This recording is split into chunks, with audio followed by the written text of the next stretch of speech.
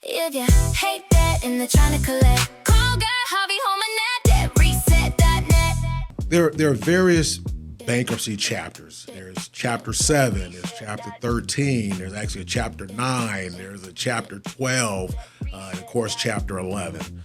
All right, so let's take chapter 11. Those are for businesses.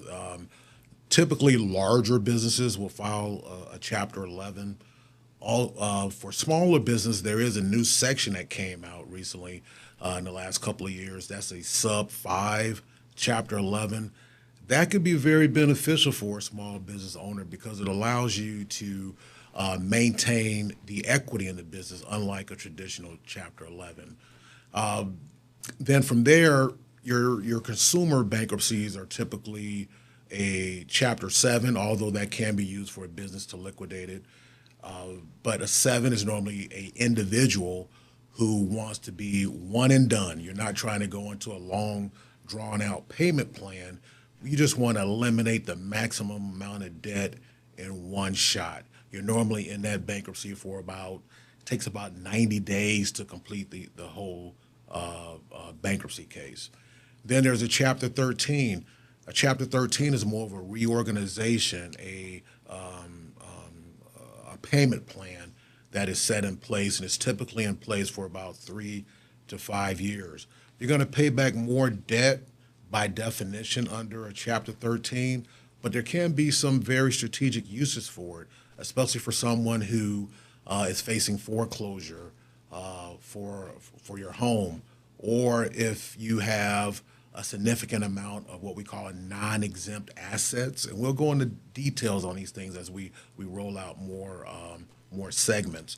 But just in general, if you have assets that you're trying to protect that we can't protect with normal exemptions, or if you're in foreclosure or your car already got repossessed, but now you want to get the car back from the repo man, a Chapter 13 might be the way to go.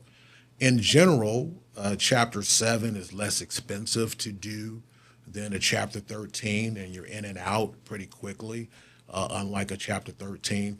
But there can be things that can prevent you from even qualifying to file a Chapter 7. There's a means test. So based off of the size of your household and your income, that will determine whether or not you can even qualify for a Chapter 7. There are some exceptions to the rule.